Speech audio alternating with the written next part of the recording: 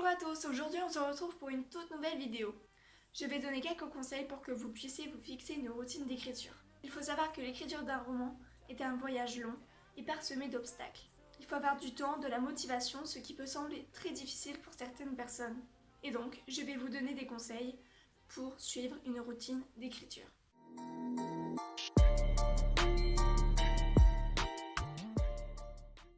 Alors tout d'abord, calez-vous un rendez-vous avec votre page. Ritualisez-le au maximum au départ, autant que possible, même lieu, même horaire, même durée de temps. Cela empêche la procrastination, le fait de tout remettre au lendemain.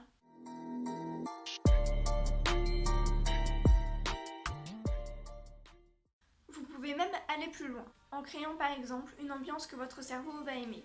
Un parfum, une musique, un éclairage, même vêtements éventuellement. C'est vraiment important. Au moins, ça peut permettre à votre cerveau de comprendre que c'est un rituel sacré.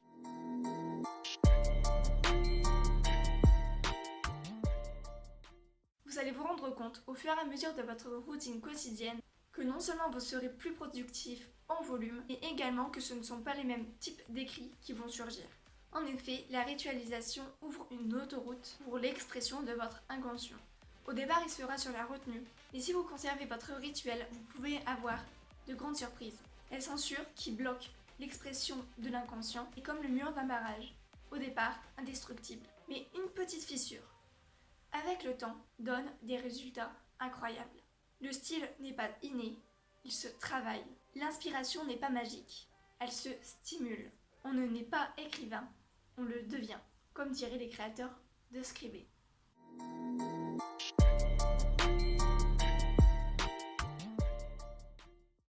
Je vous conseille également de, quand vous écrivez, vous vous concentrez sur une page uniquement. Je ne le faisais pas avant, mais maintenant je le fais du coup quand j'écris.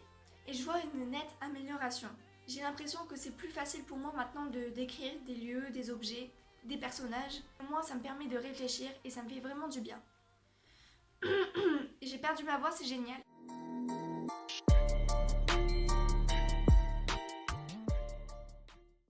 Vous pouvez aussi créer votre propre carnet d'écriture, comme moi, il est toujours là. J'ai déjà fait une vidéo sur celui-ci, et si vous ne l'avez pas vue, je vous invite à aller la voir. Elle va être là ou là dans une fiche, je ne sais pas quel côté, mais c'est pas grave. Je trouve vraiment utile le fait de mettre des informations à l'intérieur, des conseils ou même du vocabulaire. Et quand j'écris, il est toujours à mes côtés.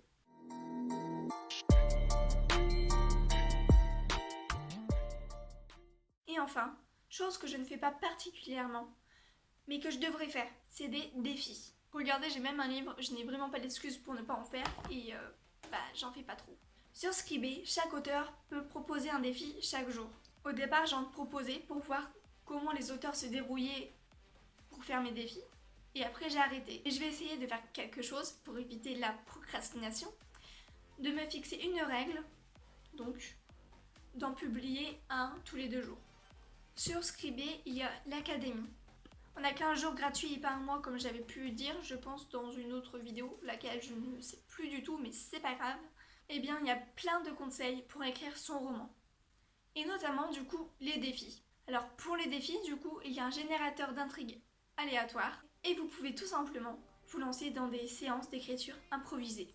Et en plus, vous pouvez demander au générateur, donc à l'algorithme, de corser les choses, c'est-à-dire de demander l'ajout de contraintes supplémentaires dans ce qu'on doit écrire. En fait, c'est en écrivant que l'on apprend à écrire. Voilà, merci à tous d'avoir regardé cette vidéo, j'espère qu'elle vous aura plu. Je vous mets en description les liens pour lire mes histoires comme d'habitude et on se retrouve pour une prochaine vidéo.